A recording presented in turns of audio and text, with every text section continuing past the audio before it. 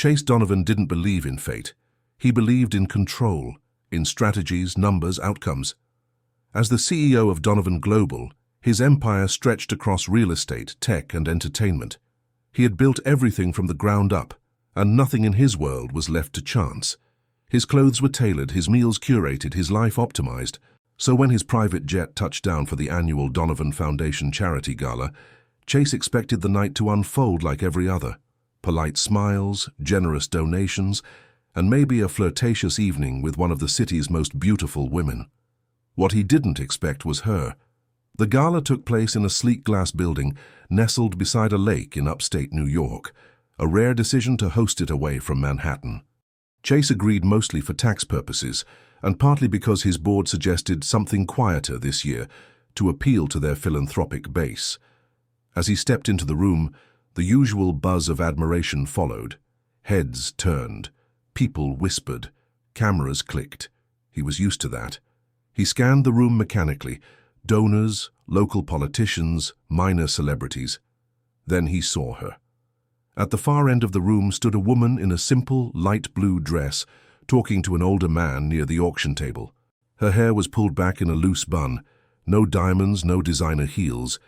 She looked entirely out of place and entirely uninterested in being noticed. He stared. Something about her unsettled him. "Who is that?" he asked the event coordinator casually. The coordinator glanced. "Oh, that's Grace Miller.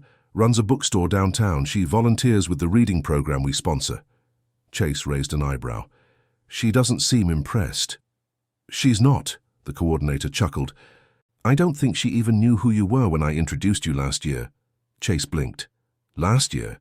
She had been here before and he hadn't noticed her? Unacceptable.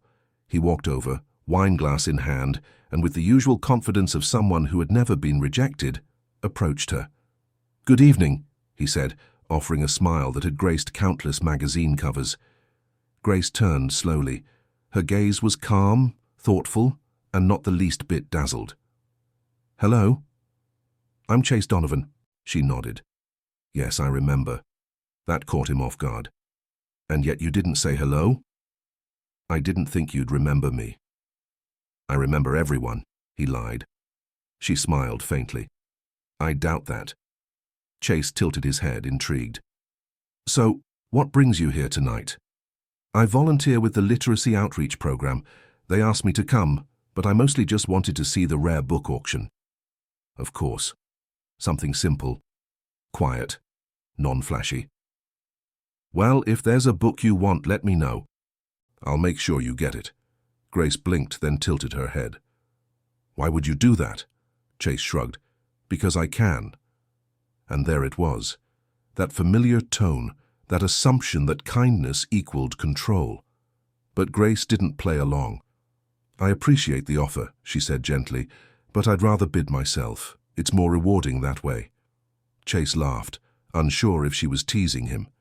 "You don't think getting a gift is rewarding?" "Not when it's meant to impress me." There it was again, her calm resistance. No edge, no flirtation, just honesty. He was fascinated. They spoke for a few more minutes, but Grace soon excused herself to talk to one of the event organizers. Chase watched her walk away, not in frustration, but in surprise. Women didn't do that.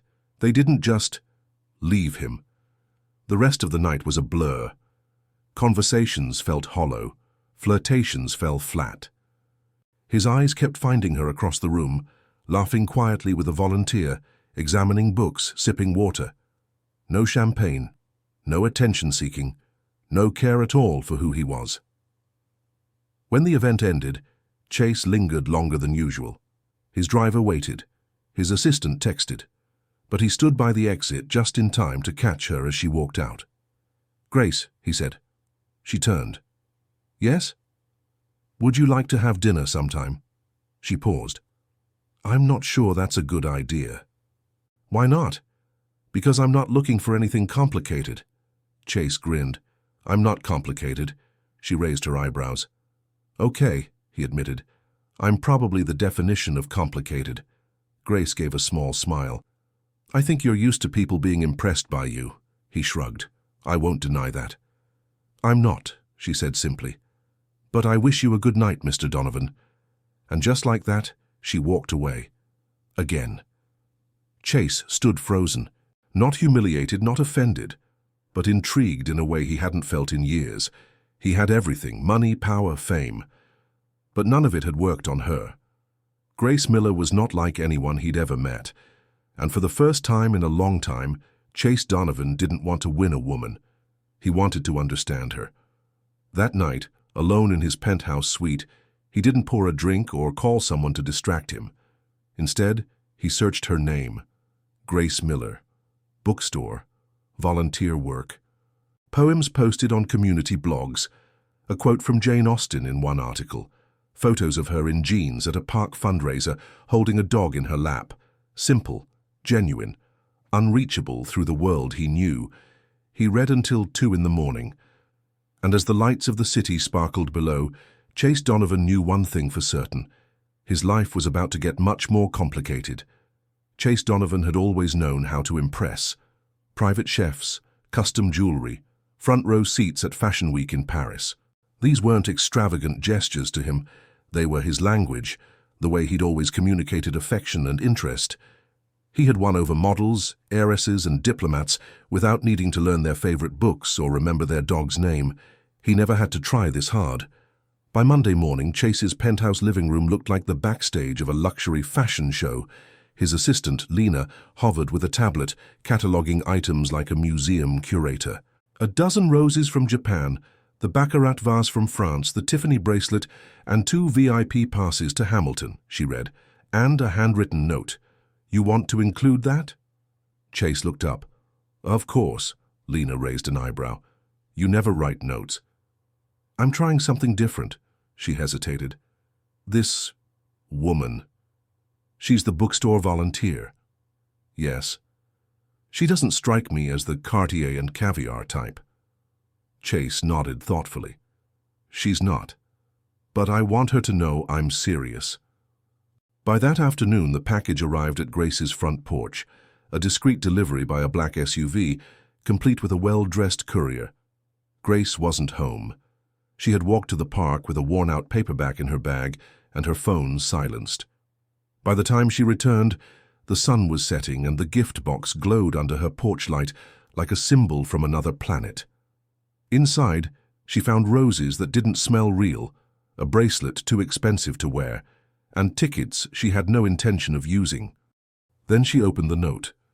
"Grace, I've never had to try so hard to make someone smile, and somehow I love that. Dinner? No helicopters, I promise. Chase." She stared at the handwriting. It was neat but unfamiliar, artificial, like everything else in the box. Grace sighed, then stepped outside with the items and placed the box beside her recycling bin. The next morning, Chase waited for her call, or a text, or even a passive-aggressive tweet. But nothing came. No acknowledgement, no rejection. Just silence. Lena entered his office cautiously. "She hasn't responded?" Chase shook his head. "Would you like me to call and confirm she received it?" "No." He stood up, restless. "What kind of woman doesn't even flinch at a $10,000 bracelet?" "The kind you said you were interested in," he groaned. "I thought I was being thoughtful." "You were being you, Chase," Lena said gently, "but maybe that's not what she wants." He knew she was right. But what else did he have to offer? On Wednesday, he tried something new. Chase walked into the little bookstore unannounced, dressed in jeans and a blazer that he hoped made him look relatable. The bell above the door jingled. Grace looked up from behind the counter. "Oh," she said, "you found the store." "I'm resourceful," he smiled. She nodded, eyes neutral. "Are you here to shop?" "I'm here to understand what you like. What makes you tick?" Grace raised an eyebrow. "You think you'll find that on a shelf?" "I don't know," he admitted, "but I thought I'd start here." She gestured toward the fiction section. "Then start there." Chase wandered the aisles like a tourist. He picked up classics, flipped through poetry, stared at covers that confused him. A few customers came and went. Grace returned to her paperwork, her attention casual but aware. Finally, he walked back to the counter with a book, The Great Gatsby. She glanced at it. "That's everyone's literary choice when they're trying to look deep." He winced. I like the cover. Grace smiled just a little. He leaned on the counter. You're hard to impress. I'm not looking to be impressed, she replied. I'm looking for real. Chase nodded slowly. I don't know how to do real. I figured, but I'm trying. She studied him. Why? Because the silence after I sent you that gift box was the loudest thing I've heard in years. The air between them changed. Just slightly. She tilted her head. You could have just asked me to coffee.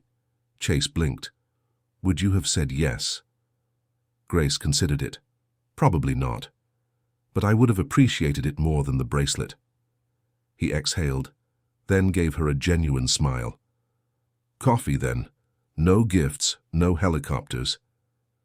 Grace looked at him for a long moment, then reached into her purse and pulled out a small notepad. She scribbled something and handed it to him. Saturday, 10 a.m. There's a farmer's market by the river. I like the cider stand. Chase looked at the note as if it were a golden key. Dress code? He asked. Grace smirked. If you wear a watch worth more than the cider stand's annual revenue, I'm leaving. He laughed. Got it. That Saturday, Chase showed up in sneakers and a hoodie. The market was crowded, filled with kids, dogs, and the smell of cinnamon and damp leaves. He spotted Grace near a produce stand, sipping cider from a paper cup, chatting with an elderly vendor about apples. When she saw him, her eyes scanned him. No watch, no entourage, no cologne cloud. You look almost normal. I practiced. They strolled through the market. She told him about the local artists. He tried roasted chestnuts for the first time. They talked about books, but he didn't pretend to have read any. He asked questions instead, and she answered with quiet amusement. At one point, she turned to him. You know, you're not as unbearable when you're not trying so hard. That might be the nicest thing anyone's ever said to me. Grace chuckled, and for the first time Chase felt something shift, something real. Later that night, back in his penthouse, Chase stared at the Manhattan skyline and thought about the way Grace had looked at the river, the way she had listened, the way she had laughed, not because he was rich or charming, but because he had tried. For once, Chase wasn't planning a next move. He wasn't strategizing. He just wanted more time with her. Maybe that was the beginning of something he'd never had before. Not control, but connection. By Monday morning, Chase Donovan was a man on a mission that made absolutely no sense to anyone in his circle. He wasn't trying to close a business deal or launch a new investment. He was trying to read Jane Austen, for real this time. Slumped on his leather couch in sweatpants, Chase stared at the first chapter of Pride and Prejudice, his brow furrowed in visible agony. It is a truth universally acknowledged, he read aloud, then dropped the book onto the coffee table with a groan. Lena, he called out, bring me coffee, strong coffee. His assistant entered the room with a knowing smirk and a cappuccino.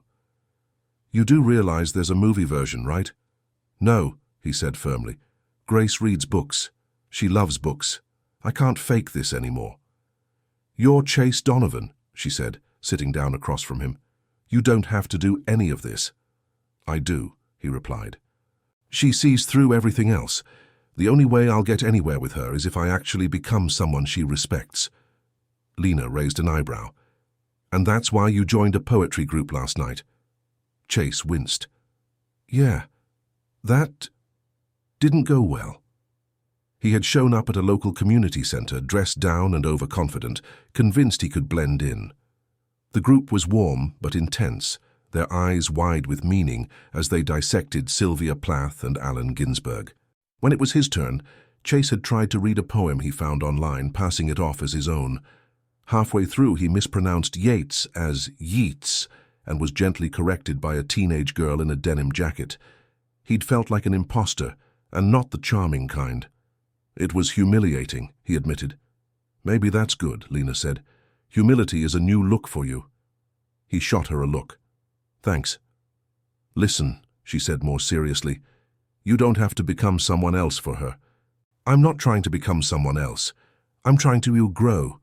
Be more than what I've always been. Lena smiled. Then maybe stop quoting philosophers you just Googled. Start with something simpler, like asking her questions, listening. He nodded. Right, listening, I can do that. That evening, Chase texted Grace.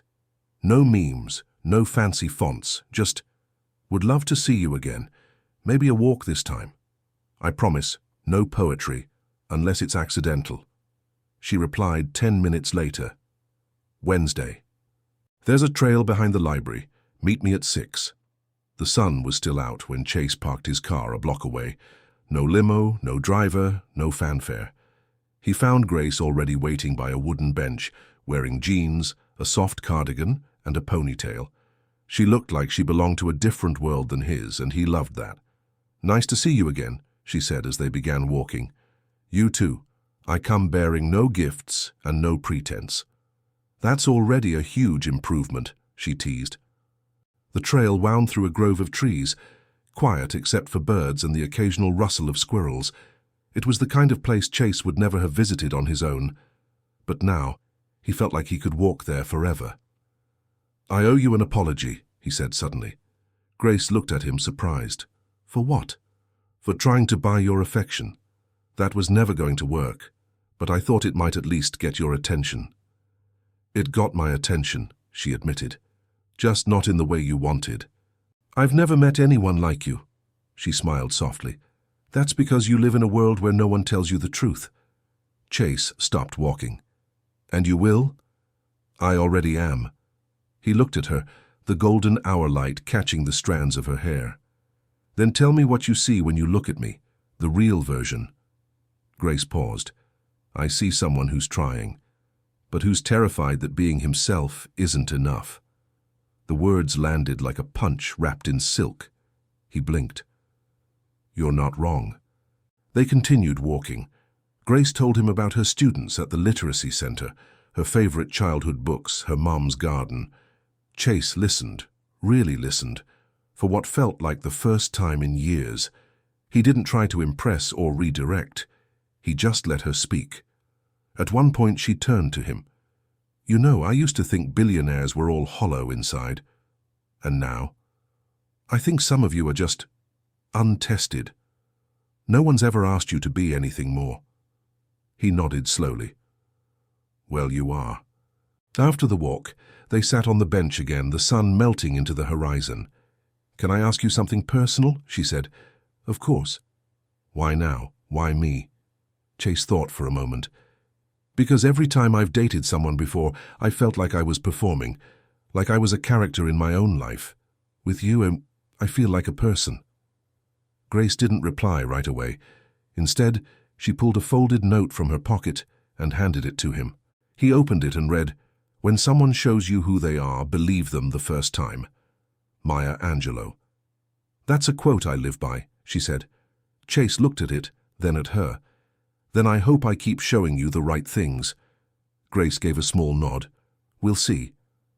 That night, Chase didn't Google poetry. He didn't shop for gifts or make dinner reservations at restaurants with waiting lists measured in months.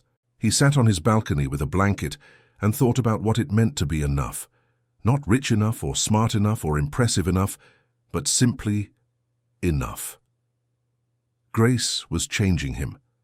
Not by asking him to be different, but by making him want to be better. And that, he realized, was the kind of love money couldn't buy. Chase Donovan had faced boardrooms full of skeptical investors, negotiated billion-dollar mergers, and once stared down a furious prime minister over a trade deal gone wrong. None of those moments made his hands tremble like the one he was in now, standing in front of Grace's modest cottage, holding a single sunflower. It was a Tuesday evening, nearly a month since their first real conversation. A month of long walks, quiet laughter, text messages about books he was finally reading on his own and, most unsettling of all, feelings he didn't know how to name. Grace had let him in slowly, like someone unlocking doors room by room in a house she wasn't sure he deserved to enter. He knocked. The door opened. She wore a soft linen dress and no shoes. She looked like home. For you, he said, offering the sunflower. I figured you probably hate roses.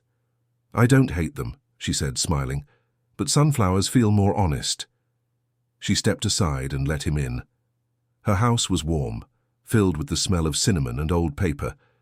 Books were stacked on almost every surface, and a sleepy cat lifted its head from the armchair, blinked at him, then promptly went back to sleep. Chase looked around. "You live like someone who has nothing to prove." "That's because I don't," she said gently. And he knew it was true. They sat in the living room, sipping tea from mismatched mugs. Chase felt strangely peaceful, but also like he was waiting for something. Maybe the approval he'd never needed before. Maybe the sign that he'd finally broken through the invisible barrier between them. "I have something to tell you," Grace said after a long silence. His stomach twisted. "Okay." She stood and pulled a cardboard box from under the coffee table. Inside it were all the gifts he'd sent during that first week.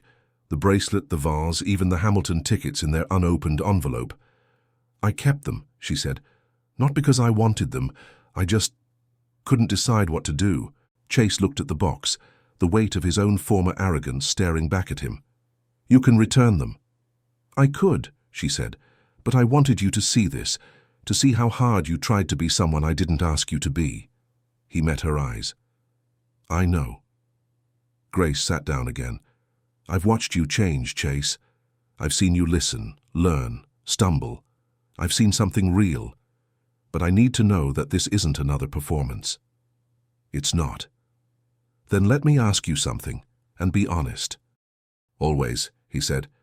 "Are you doing all this because you like me, or because I was the one person who said no?" The question hit like a hammer.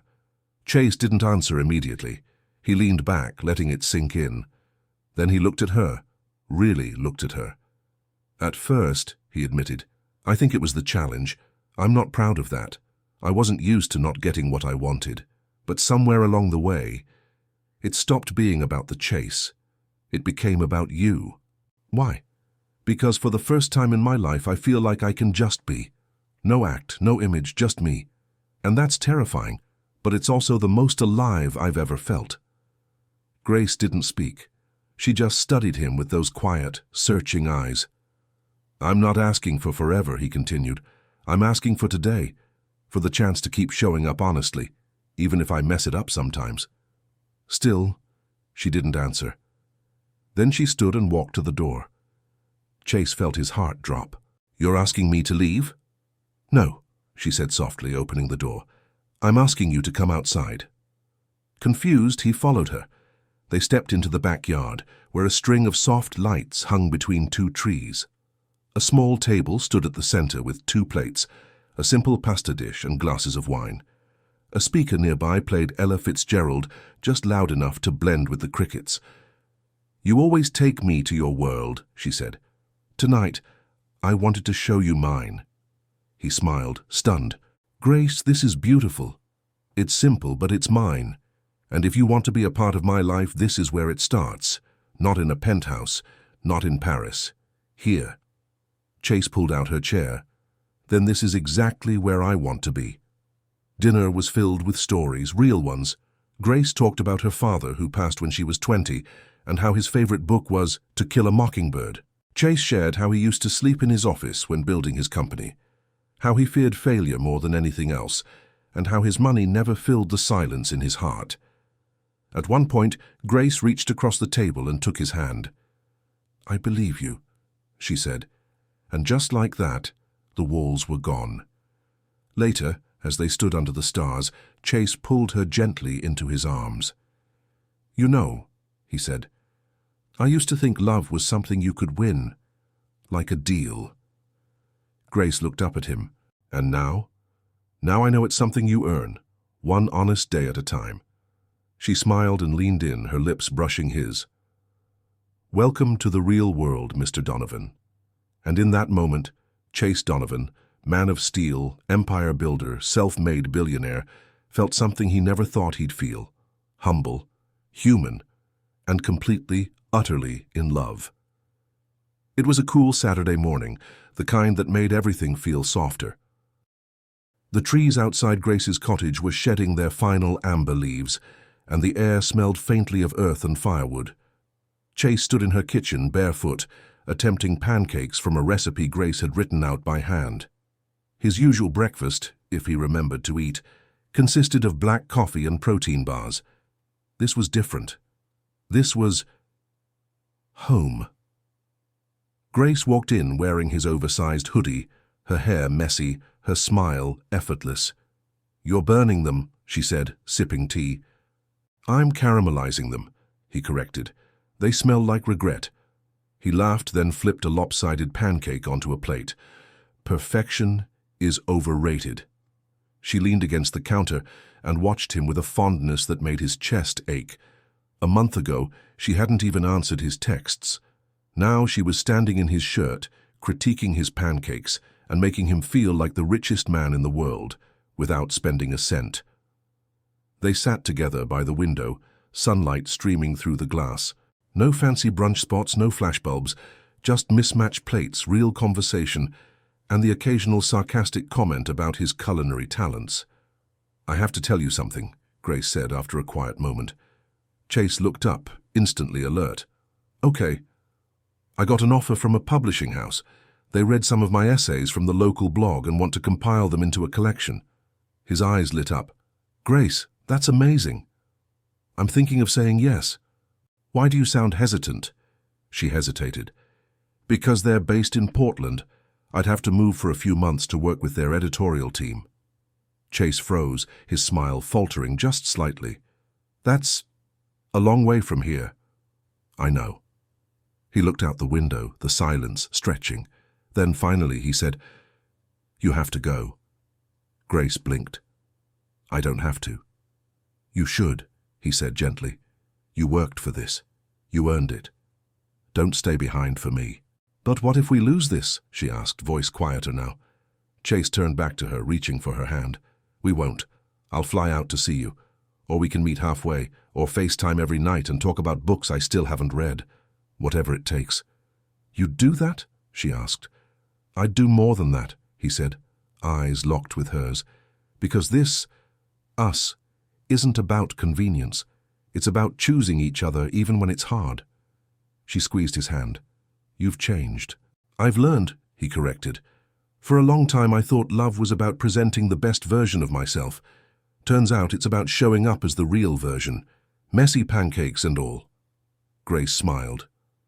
"Well, the pancakes were a tragedy, but the rest has been pretty wonderful."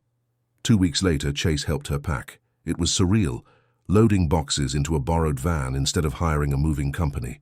He wrapped her favorite mugs in newspaper, labeled book boxes with Sharpies, and drove with her across 3 states to help her settle in a tiny Portland apartment that smelled like pine and possibility. They spent the first night on the floor, eating pizza out of the box, her head on his shoulder as they watched raindrops race down the window pane. "Do you miss your world?" she asked softly. "Not tonight," he whispered. Months passed. Grace's book took off, nothing flashy, but authentic. Reviews called it heartfelt, unpretentious and wise beyond its pages. She was invited to speak at small bookstores and university panels. Chase flew in when he could, always discreet, always in jeans. They didn't post each other on social media. They didn't throw parties. They shared morning walks, handwritten letters, and long-distance calls filled with laughter. For the first time in his life, Chase found joy in waiting. Waiting for the next call, the next visit, the next chapter. Because what they had wasn't based on speed, it was built on depth. One snowy evening, Grace returned home to find a letter slipped under her door. No label, just her name in his handwriting. She opened it slowly. "Grace, I used to think the world was mine, that I could buy anything, win anyone, and walk away from anything that didn't bend to my will. Then you happened. You weren't impressed by my suits or cars or ridiculous gifts. You made me work. You made me learn. You made me feel. And now I'm writing this not because I want to impress you, but because I want to grow with you. I'm not offering a ring, not yet. I'm offering the truth. I love you. Let's build something we don't need to buy." "Yours." Chase tears filled her eyes. Not because of the words, but because of the man who wrote them. Back in New York, Chase stood at the bookstore counter where it all began, nervously flipping through a new release. He looked up as the bell jingled. Grace walked in, holding his letter. They didn't speak right away, they didn't need to. She walked up, kissed him softly and whispered, "Let's build it." And in that tiny, book-scented space, surrounded by paper and dreams, they began again, not as billionaire and bookstore girl, but as two people who had chosen each other, for real, forever.